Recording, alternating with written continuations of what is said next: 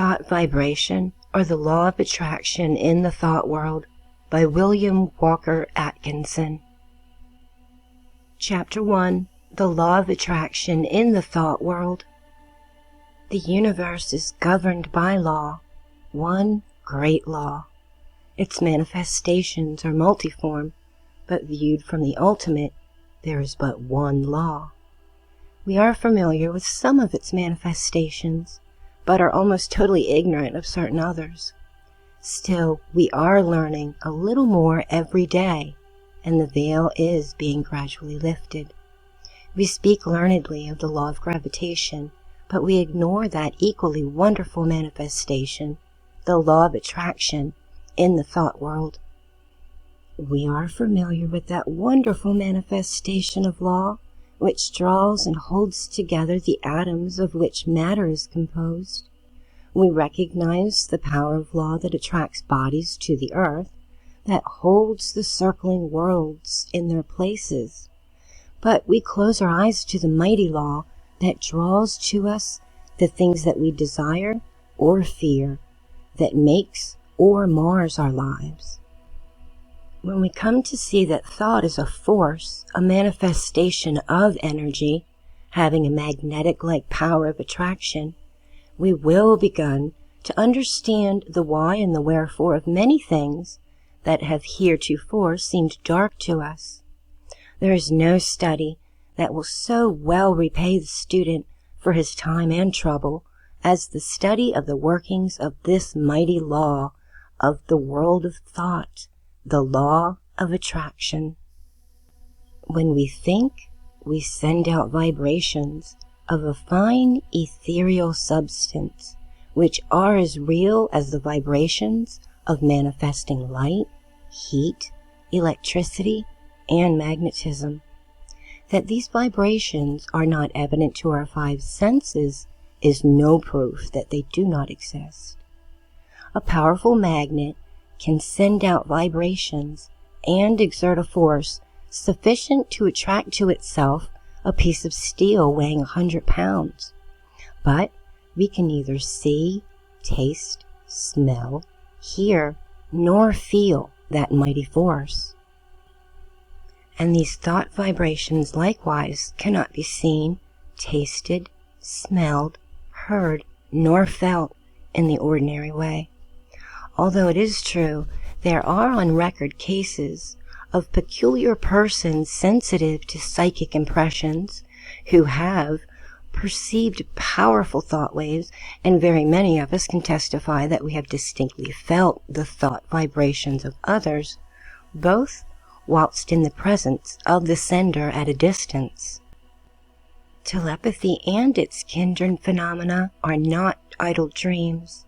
Light and heat are manifested by vibrations of a far lower intensity than those of thought, but the difference is solely in the rate of the vibration.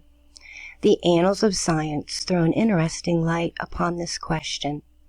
Professor Elisha Gray, an eminent scientist, says in his little book, quote, "The Miracles of Nature," end quote, there is much food for speculation in the thought that there exists sound waves that no human ear can hear, and color waves of light that no eye can see.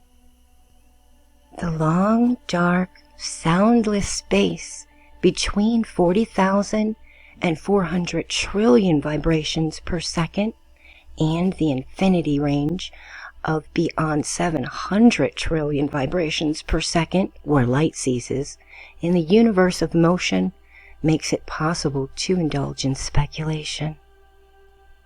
Mr. M. Williams, in his work entitled Short Chapters in Science, says, quote, "There is no graduation between the most rapid undulations or tremblings that produce our sensation of sound, and the slowest of those which give rise to our sensation of the gentlest warmth. There is a huge gap between them, wide enough to include another world of motion, all lying between our world of sound and our world of heat and light." There is no good reason whatever for supposing that matter is incapable of such intermediate activity, or that such activity may not give rise to intermediate sensations, provided that there are organs for taking up and sensifying their movements." End quote. I have cited the above authorities merely to give you food for thought, not to attempt to demonstrate to you the fact that thought vibrations exist. The last named fact has been fully established to the satisfaction of numerous investigators on the subject, and a little reflection will show you that it coincides with your own experiences. We often hear repeated the well-known mental science statement, quote, "Thoughts are things," end quote. And we say these words over and over without consciously realizing just what the statement means. If we fully comprehended the truth of the statement and the natural consequences of the truth behind it, we should understand many things which have appeared dark to us, and would be able to use the wonderful power, thought force, just as we use any other manifestation of energy. As I have said, when we think we set into motion vibrations of a very high degree, quote, "but just as real as the vibrations of light, heat, sound, and electricity," end quote, and when we understand the laws governing the production and the transmission of these vibrations, then we will be able to use them in our daily lives just as we do for the better known forms of energy.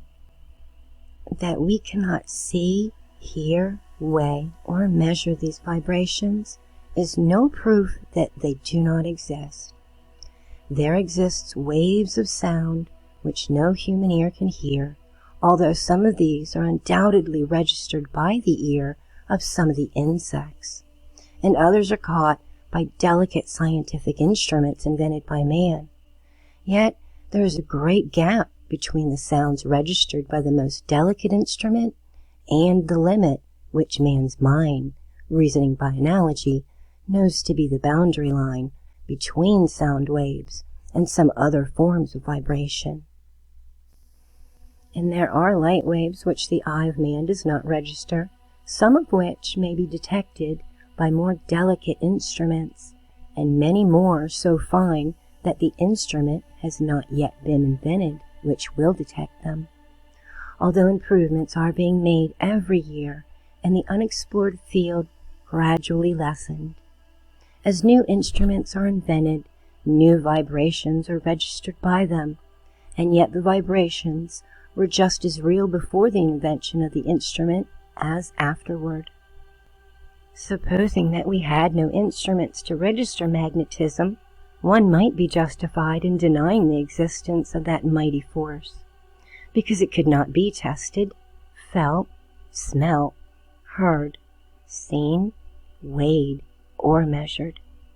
And yet the mighty magnet would still send out waves of force sufficient to draw to it pieces of steel weighing the hundreds of pounds. Each form of vibration requires its own form of instrument for registration. At present, the human brain seems to be the only instrument capable of registering thought waves, although occultists say that in this century scientists will invent an apparatus sufficiently delicate to catch and to register such impressions.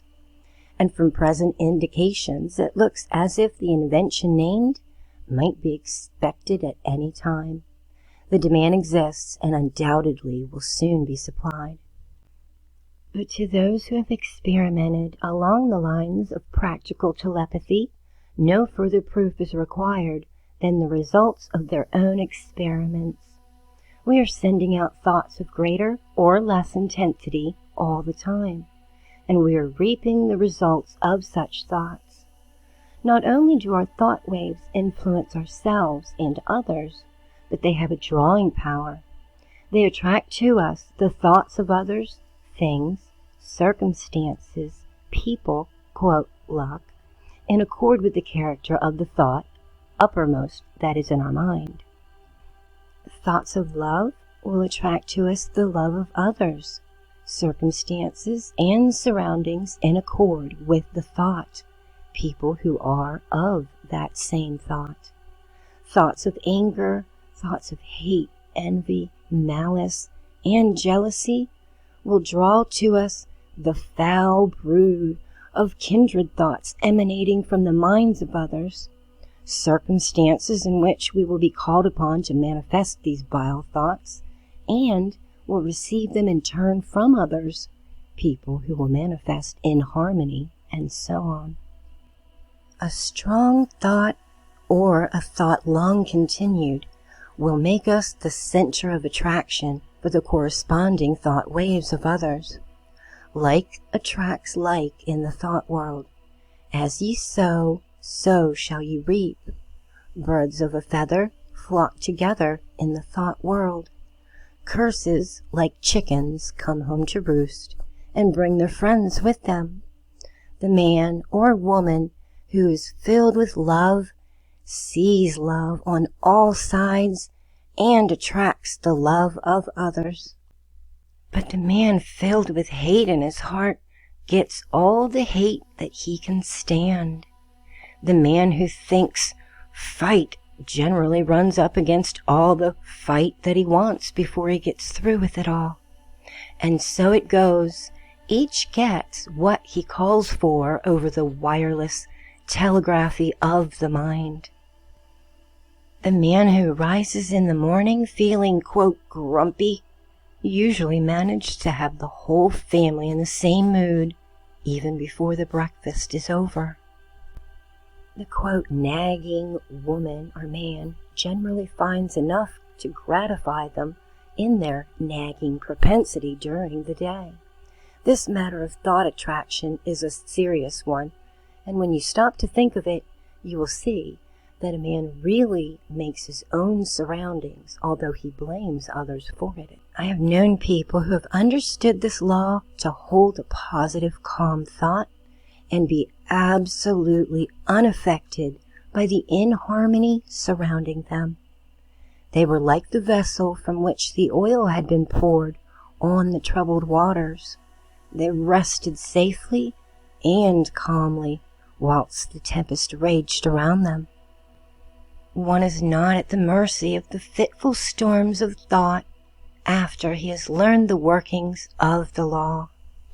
We have passed through the age of physical force on to the age of intellectual supremacy, and now we are entering a new and almost unknown field, that of the psychic power.